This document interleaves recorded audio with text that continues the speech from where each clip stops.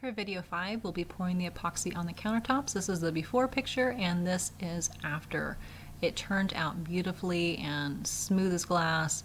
Very, very wonderful. Very happy with how the wood grain turned out through that epoxy. It's got a nice shiny top and everything looks really nice, including that leaf print on the trim piece. So super excited how these turned out and being able to use these pretty soon. Alright, so today we're going to try to pour the epoxy over our countertops here.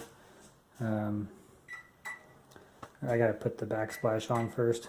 So a little trick I do is, I know there's a stud to the right side of this switch.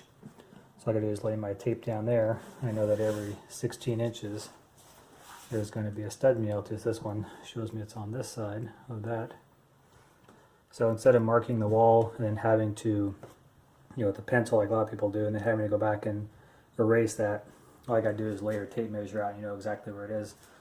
So I'll do this side, do the back side, tack on that side, get a little cover up there, and then tape everything off, and we'll try my hand at doing epoxy because we've never done it before.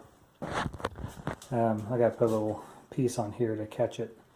So like we talked about before, is this is raised up a little less than 1/18 of an inch. So this whole area should get filled with epoxy. You'll just take the brush and brush around the face of that and brush the backsplash. And then we've got to tape along all of this all the way around and on the floor because epoxy looks to be pretty messy. So the idea with the sink is that this lip is just as tall as this lip. So when I pour the epoxy, it'll fill in this gap flush. So when you're wiping things off the counter, it should go straight into the sink, almost like an under the mount cabinet or under the mount sink. So we'll try that. A little bit of a lip there, and that should match the lip I have on my edge piece here. So we'll see how well that turns out. I did have to go in the back and put an extra support back here because this setup was a little loose and it was moving the wood.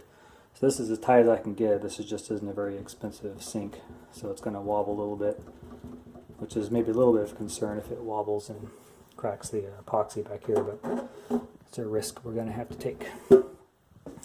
So the way I'm doing this though is that this sink is pretty much going to be embedded in the epoxy, and if we ever have to change it out, it's going to be really tough. But I expect to only have a little bit of a lip here, so maybe we can figure out a way to get that out if ever that happens. But hopefully that will be years and years and years down the road and it won't matter. So we'll get the backsplash on and then start taping things off. Alright, it's moment of truth now to see if all this works. Got everything taped off. Went ahead and taped around the top of my sink, so in case it does get too much and flows over, I should be able to peel it off. So what I'm using is this countertop epoxy, and this is food grade. I tried to search and see if there's a real difference because some of the forums just said that it didn't matter, but I made sure that I bought one that was labeled as food grade because Natalie will be making jellies and jams and soaps and all sorts of stuff down here, so I want to make sure that we're doing it right and not just getting some sort of craft epoxy that may not be safe. So I bought these clean quart containers from Home Depot.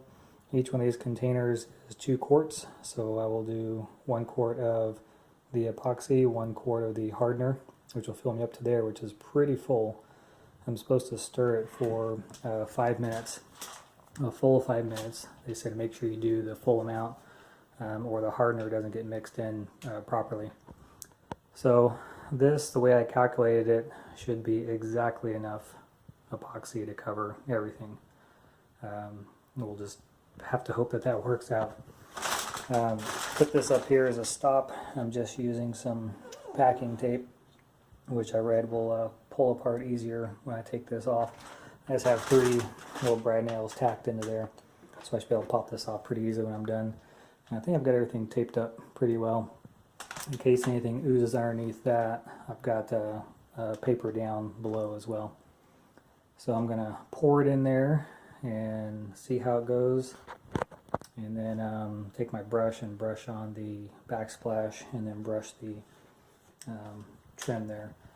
The only real concern I have is I've got a little bit of a gap, about 1/16 of an inch there, and if it oozes back into that, I'll end up with a mess behind the wall, but I won't know it.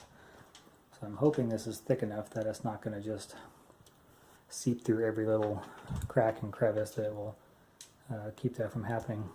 My other thought would be I can go ahead and use some filler in that, which may not be a bad idea. I'll decide that here in the next couple seconds. And I'll mix it up, and then I'll have Natalie come film while I'm pouring it, and we'll see how it goes. Okay, we're starting to mix the epoxy now. So we'll do 1 quart in one, 1 quart in the other, and the same with the hardener. I'll give us the full amount. So we got to mix it exactly for 5 minutes. So we're not going to let you sit through the 5 minutes of us stirring. Here my daughter's trying to vacuum the background. Trying to take the vacuum upstairs. So we'll be back. When you begin pouring the epoxy, you want to make sure that you spread it out evenly throughout all of your surfaces. You don't want to dump a whole bunch in one area and then do that in other areas, because it does level out very quickly, and you don't want to end up with too much in one spot and then not enough in another spot. So once we had it poured in, we used a scraper to get up into those edges and fill in the little gaps that we had between the backsplash and the countertop. After that, we got a heat gun out to go over the top multiple times to break any air bubbles, because you don't want to have those bubbles in there. And because you don't want to sand, you can't really sand this because that'll ruin your glass type top surface. So going back and forth over it with that heat gun will pop those bubbles. After that, we got a paintbrush out and we painted the backsplash as well as that front trim piece. If we were to do this again, we would definitely do the trim piece separately, the backsplash separately, do it on a flat surface, have it done, and then put it in. Okay, so we just got the resin on. Couple things, we're going to take this tape off right away. A couple things we noticed, look at the back there.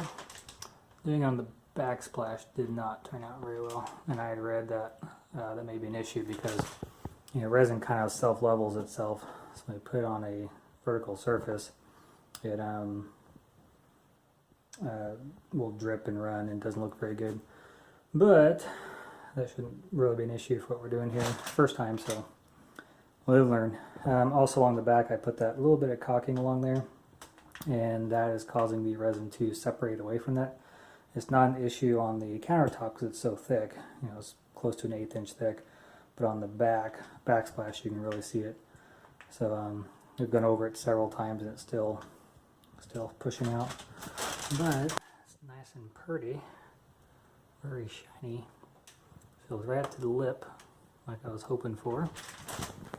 So I'm going to go through and take off all the tape along the walls and everything, and tape around the sink, and let this sit for a while, and then we'll come take off all the paper and stuff on the bottom when it's good and dry. It says it takes about 8 hours for it to become non-tacky, and then we should be able to take things off at that point, and then let it dry for another 48 hours before we can use it.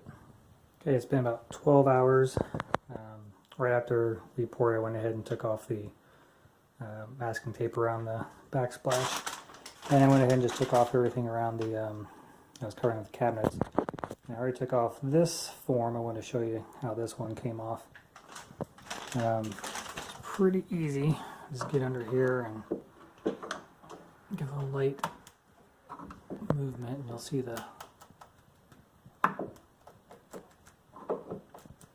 break free here. See, it's starting to break free.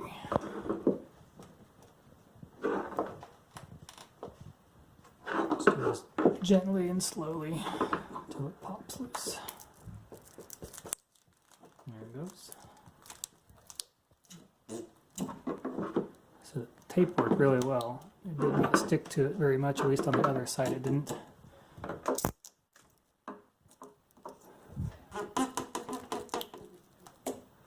Just pull it right off there.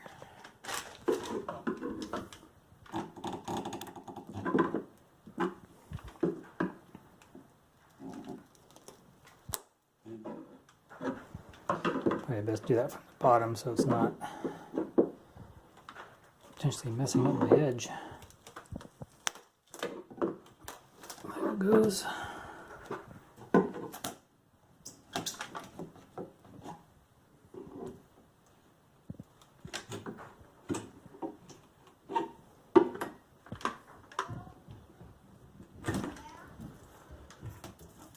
And there we go.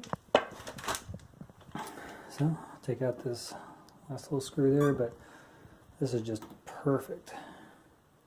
It did ooze down there just a little bit, which is fine. Take my razor blade and cut that off.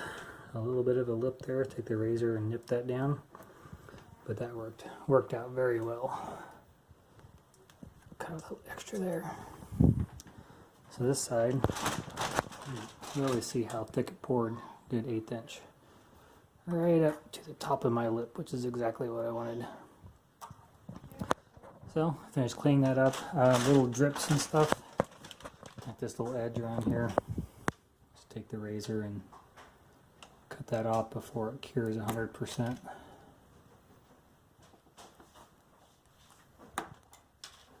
And these little drips. Little drips in the bottom like these. Well, you can see that, but right there, I'll cut that off too. But that went pretty well. The only that didn't go good is the backsplash. And part of that bottom mess is because that's where I put the caulking at to keep it from flowing through. Did not want to stick to that caulking very well. And just doing anything on a vertical surface is hard because it'll drip down. But everything else you can see is nice and shiny. Right, Sydney? Mm-hmm. Yep. So, let's clean this up and then the countertops are done. Oh, this too worked out very well. This is pretty seamless right across there. So now when she's clean, you just wipe it right into the sink. No mess. Good to go. Right? Right.